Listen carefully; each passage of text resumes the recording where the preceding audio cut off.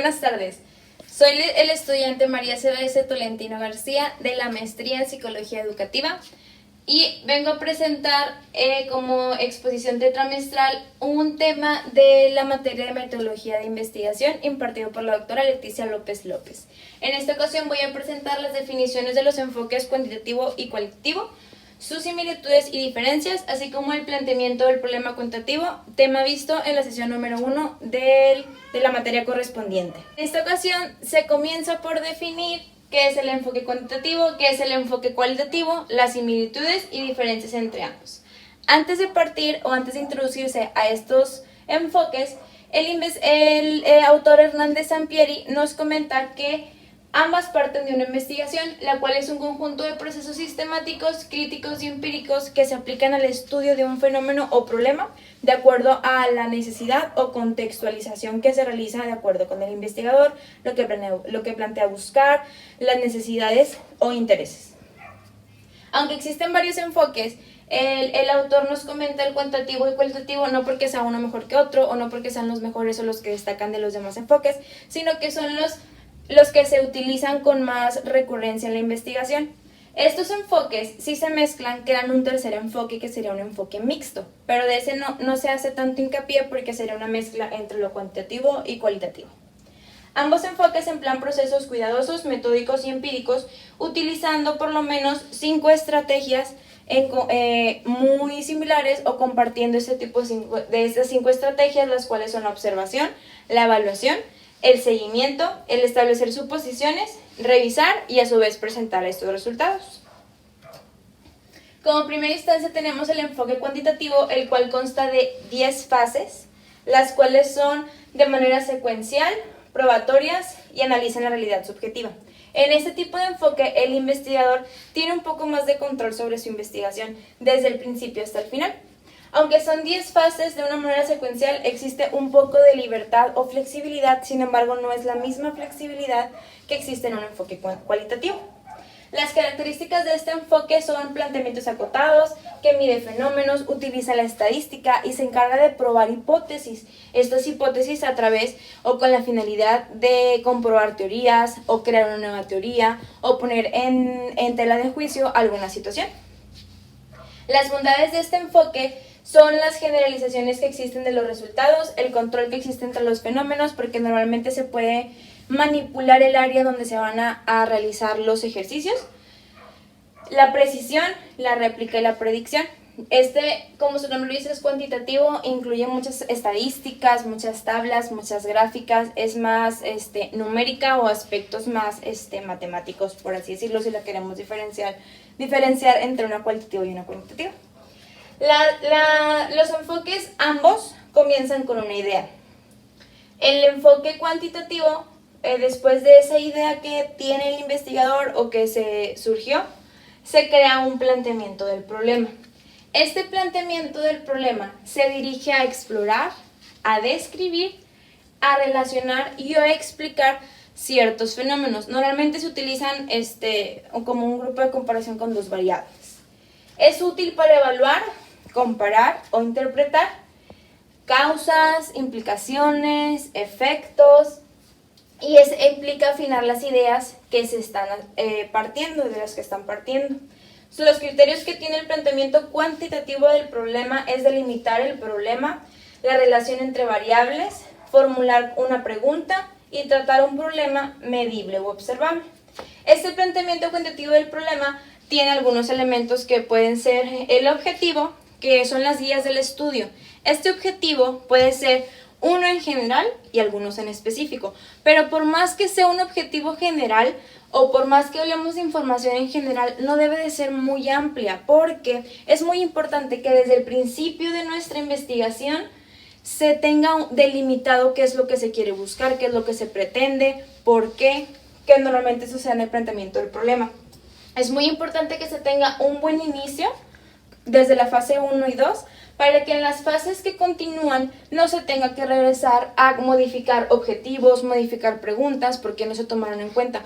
Puede suceder, sí, porque más adelante nos podemos encontrar con la revisión de una literatura que es la que nos va a brindar un poco más seguridad.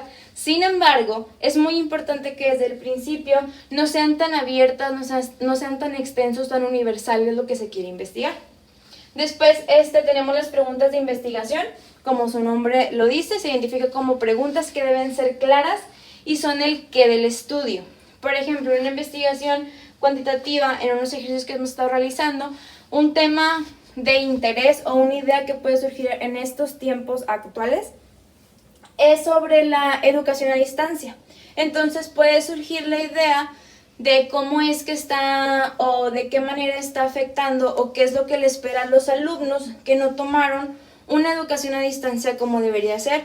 Por ejemplo, porque son de una zona vulnerable, no cuentan con los recursos para la educación a distancia, ambos padres trabajan, pero mi objetivo no va a ser como que qué sucedió con esos alumnos, sino qué efectos tuvo o tendrá o qué efectos se pueden observar, qué efectos se van a poder medir en los alumnos que no tuvieron una participación constante, no contaron con una rutina, o cuáles son las causas o las consecuencias de acuerdo a esa poca participación.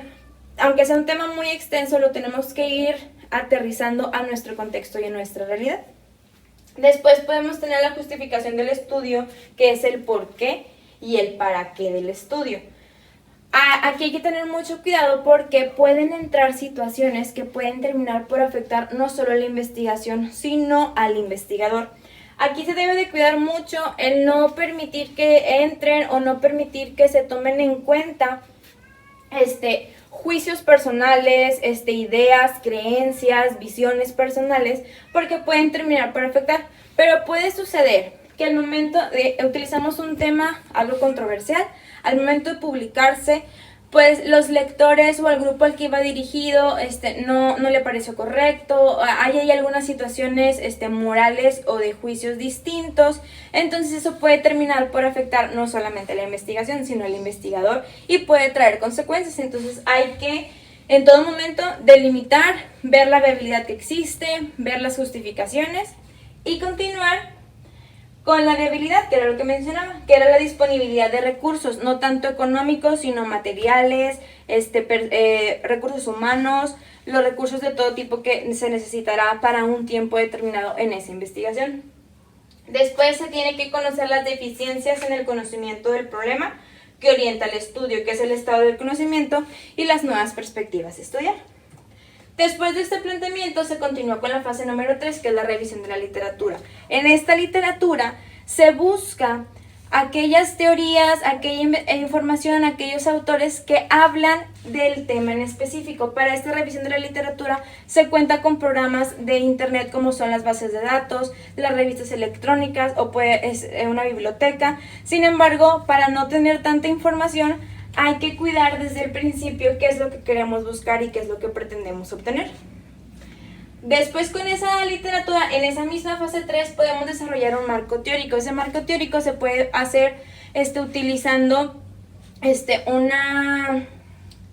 una idea o una técnica que es como de vertebrados que se utiliza o la de mapeo, que son crear índices o crear mapas conceptuales que van de lo general a lo específico, con el fin de que en esta fase 3 tengamos los elementos que vamos a necesitar durante nuestra investigación y que no haya la necesidad de cuando vayamos más adelante regresarnos, modificar algo del planteamiento, modificar algo de la revisión porque no lo tomamos en cuenta. Después se continúa por una visualización de alcance para continuar en la fase número 3 y elaborar hipótesis y definir nuestras variables. Por ejemplo, es muy común que en los enfoques cuantitativos se tengan dos variables, que sería la variable independiente y la variable dependiente. Por ejemplo, en el ejemplo que yo di de la pregunta, hablaba de un grupo o de los efectos que va a tener un grupo que no tuvo un seguimiento, y lo podemos comparar o podemos tener otra variable, aquel grupo que sí tuvo un seguimiento, sí una rutina, se comunicó y participó de manera sostenida, etc. Después se continúa con la fase número 6, que es el desarrollo del diseño de investigación. Se continúa con una fase número 7, que es la definición y selección de la muestra, que esta puede ser probabilística y no probabilística dependiendo de las necesidades de la investigación. En la selección de la muestra puede darse con ejercicios del azar, así como lanzar una moneda, tener tarjetitas con una X y una palomita, o bien utilizar ciertos programas de acuerdo a las características específicas. O bien la no probabilística es hacer grupos o subgrupos de acuerdo a las variables que tenemos en la fase número 5, dependiendo de las necesidades de la investigación. Como fase número 8 tenemos la recolección de datos, que es aquí cuando el investigador crea instrumentos para emplearlos, que pueden ser cuestionarios con preguntas abiertas, o cerradas, entrevistas que pueden ser telefónicas, cara a cara, o dependiendo de lo que se busca, o bien escalas de actitud, que son denominadas las Likert. Como fase número 9 tenemos el análisis de esos datos que se recopilaron. Aquí se pueden emplear programas que ya existen o bien hacerse de manera manual, pero como ya es demasiada información que se va a realizar de acuerdo con el tipo de muestra, que es la cantidad que vamos a tener, se recomienda utilizar programas como el SPSS, que son las siglas en inglés, o algunos otros programas que vienen ya con la interfaz para realizarlo.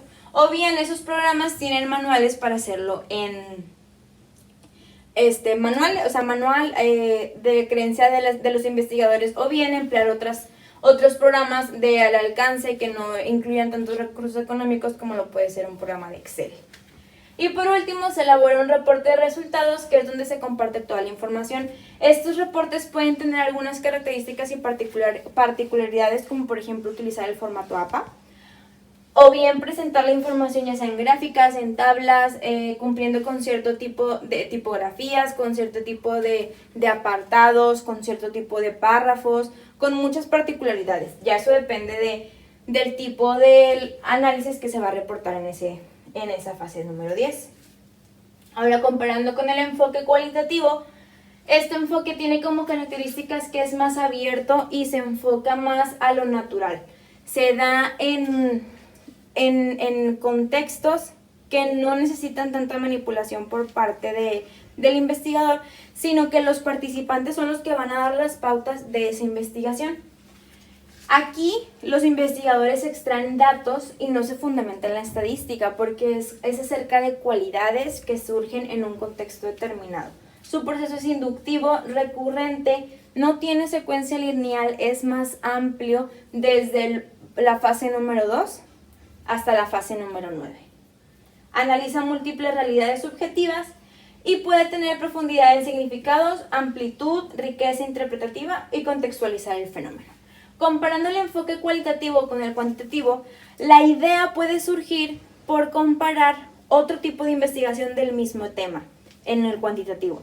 En el cualitativo no busca ninguna investigación porque es algo que va a partir o se va a fundamentar en sí mismo, en los participantes, en el mismo contexto. No incluye tanto algo de afuera, sino se estudia lo mismo que hay adentro. Su planteamiento del problema es un poco más a buscar expandir o dispersar cierta información, ciertos datos, que todos esos datos va dirigido y va a partir de los participantes. Su orientación va hacia una descripción, una exploración y un entendimiento. El enfoque cualitativo, como lo mencioné, consta de 9 fases, pero a diferencia del cuantitativo, podemos ver que las flechas tienen regresiones. Puedo estar en la fase 5 y regresarme a la fase 4 y regresarme a la fase 3. O bien, la literatura existente, que toma en cuenta el marco referencial, puede analizarse, hacerse de manera transversal, puede influir, puede tener cierto impacto desde la fase 2 hasta la fase número 9. Igual que el enfoque cuantitativo, el cualitativo comienza con una idea, tiene un planteamiento del problema, que ya lo mencioné anteriormente, tiene una inmersión inicial en el campo, tiene una concepción del diseño de estudio, define la muestra inicial de estudio y el acceso a esta. Hay una recolección de datos, se analizan, se interpretan y al final se elabora un reporte. Pero lo que la hace diferente es que desde el principio puedes darte cuenta que a lo mejor al revisar la literatura que ya existe, hay algo que agregar, hay algo que quitar, hay algo que modificar, como puede suceder en las preguntas de investigación en un enfoque cuantitativo. Sin embargo, aquí es un poco más amplio, no es tan cuadrado, no es tan Comparándolo con una teoría de aprendizaje conductista, el enfoque cualitativo, este es un poco más abierto. Como se da con cualidades y con personas, incluye aspectos más de género, de trabajos, profesiones, etc.